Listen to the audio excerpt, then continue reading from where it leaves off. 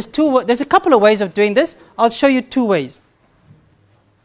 The one way that the brothers tend to like to do. Now the brothers who walk around with those, what they call a lungi thing, you know, the thing, they're quite good. They just go, and it's on, and they walk around. So for those brothers, it's fairly easy. And we talk about the toilets later as well. Do you know how to use those flat toilets? My daughter calls them suck toilets because when you pull the chain, it goes, feels like it's going to suck you in. Do you know how to use those toilets? If you don't, go and learn. You can't learn on the job there. When you get there, you didn't take my advice, you'll say, yeah, you were telling the truth, brother. Remember that? So you better learn how to use those toilets. There's a lot of mosques here that have those toilets. So go and practice. So when you get to East London Mosque, I'll queue there and you stand and say, we are here to practice on your toilets. AlKauthar course advised us to come practice on your toilets. All right, so there's this one. You just put the 2 together there. You fold it like this. Grab it there, like this. Or like this, and like around like that. Make sure it's straight. And then you roll it down. Now this one I find very difficult. As you can see, it's falling down already. So that's just one of the methods. But I'll show you the one that I like, and that's very, very easy to do. Okay, so you keep this one long, and you keep your right hand onto this piece here. Now make sure this part is up, it doesn't hang down like that. And you need to move your feet slightly ajar. So you bring this in to this side, right to the side here, because the slit has to be in the right place, guys. All right, so you bring this around, all the way around, making sure that it's all up, it's not anything down. And then you can put the belt on if you wanted to, but if you did it this way, you don't even need the belt. See, when you start rolling it down, tight. See? Won't fall. So then you have to do, once you've done that, you have to do 2 tests. 1, you need to see if you can sit down like this. And 2, you need to see if you can walk.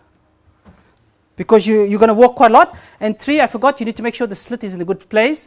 And there's covering there. Because sometimes some of these are short.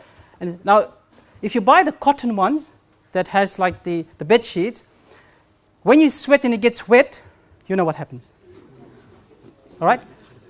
We don't want to see your legs. And when you wear the top part, most of us, and if we did a test here, have only 1 ab. We don't have 6 abs.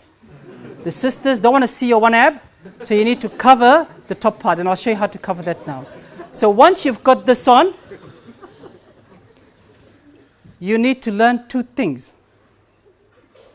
You need to learn how to walk like a lady, and you need to learn how to sit like a lady. You don't have any underwear on. All right, so you just can't sit any old way on the bus or inside the haram or stretch your legs or move it like this. You need to learn how to sit like the ladies do. All right, very important. A lot of the brothers, they just don't take care. All right, so that's very important for you to know. You okay with that, brothers? I'll show you the top part. Sisters, you need to remember, especially for those who are putting this on in the airplane. So when your husband comes back and comes to sit next to you, just whisper in his ear, undies. He'll have to go back and take it off. Because most of the time, we tend to forget to take our undies off. And this is where you will learn what the purpose of an undies is. After 2 days without an undies, you'll go, man, I know now why I wear undies. All right, so this is the top part. As I said, we don't want to show our abs. So the long part is on this side, slightly shorter this side, and you throw it over the top there, and you just put a safety pin right there behind it, just there. And then you are cool. Your hands is free. And in the tawaf, all you do is you just take it down, around, over, and put the pin there. You can actually do it, if the pin is a little bit further back, you can actually do it without taking the pin out. Right?